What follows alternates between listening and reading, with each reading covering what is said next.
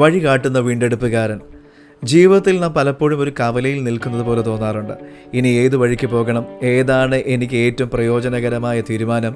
സ്വന്തം ബുദ്ധിയും തന്ത്രങ്ങളും മാത്രം ഉപയോഗിച്ച് മുൻപോട്ട് പോകുവാൻ ശ്രമിക്കുമ്പോൾ പലപ്പോഴും നാം അബദ്ധങ്ങളിൽ ചെന്ന് ചാടാറുണ്ട്.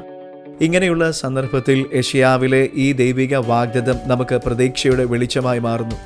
ഇസ്രായേലിന്റെ പരിശുദ്ധനും നിന്റെ വീണ്ടെടുപ്പുകാരനുമായ യഹോവ ഇപ്രകാരം അരുളിച്ചെയ്യുന്നു: ശുഭകരമായത് പ്രവർത്തിപ്പാൻ നിന്നെ അഭ്യസിപ്പിക്കുകയും നീ പോകേണ്ടുന്ന വഴിയിൽ നിന്നെ നടത്തുകയും ചെയ്യുന്ന നിന്റെ ദൈവമായ യഹോവ ഞാൻ തന്നെ.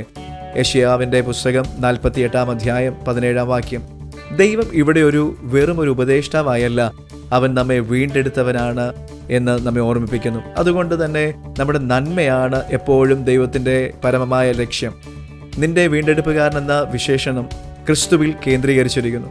പഴയ നിയമത്തിൽ പ്രവചിക്കപ്പെട്ട ഈ വീണ്ടെടുപ്പ് യേശു ക്രിസ്തുവിൽ കൂടിയാണ് പൂർണ്ണമായത്. അവൻ നമുക്ക് വഴിയാണ്. ക്രിസ്തു നമുക്ക് ഉപദേശിച്ചു തരുന്ന ലോകത്തിലെ താൽക്കാലിക തത്വങ്ങളല്ല, അത് നിത്യജീവങ്ങളിലേക്കുള്ള സത്യങ്ങളാണ്.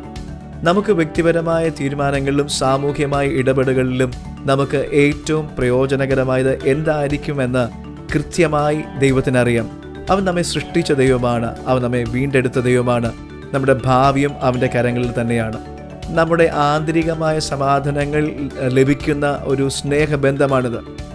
ഇന്നത്തെ സമൂഹത്തിൽ ധാർമ്മികമായ ആശയക്കുഴപ്പങ്ങൾ വർദ്ധിക്കുമ്പോൾ നല്ലത് എന്താണെന്ന് തീരുമാനിക്കാൻ പലപ്പോഴും നമുക്ക് കഴിയാറില്ല. അതാണ് ഏറ്റവും പ്രയോജനകരമായതെന്ന ധാരണയിൽ നാം പലപ്പോഴും എടുത്തു ചാടി പോകാറുണ്ട്. എന്നാൽ ഈ വാക്യം നമ്മെ പഠിപ്പിക്കുന്നത് നമ്മെ ഏറ്റവും കൂടുതൽ സ്നേഹിക്കുന്ന, നമ്മെ വീണ്ടെടുത്തവനായ ക്രിസ്തുവിനെ അന്വേഷിക്കുക എന്നതാണ്. ഏറ്റവും പ്രയോജനകരമായ തീരുമാനം അതാണ്.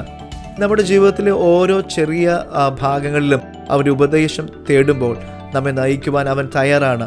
നാം ഒറ്റയ്ക്കല്ല, ദൈവം നമ്മുടെ കൂടെയുണ്ട് എന്നുള്ള വിശ്വാസികളായ നമുക്ക് ധൈര്യവും ദിശാബോധവും ദൈവം നമുക്ക് നൽകുന്നു. അങ്ങനെ ഒരു വിശ്വസ്തനായ ദൈവം നമുക്കുണ്ട്. നമ്മൾ ചെയ്യേണ്ട ഒന്ന് മാത്രം, നമ്മുടെ വീണ്ടെടുപ്പുകാരൻ്റെ ശബ്ദം കേൾക്കുവാൻ നമ്മുടെ ഹൃദയത്തെ തുറക്കുക. അവൻ നമ്മെ നിത്യമായ നന്മയിലേക്ക് വഴികാട്ടി നമ്മെ അതിലേക്ക് എത്തിക്കുന്ന ദൈവമാണ്. God bless you.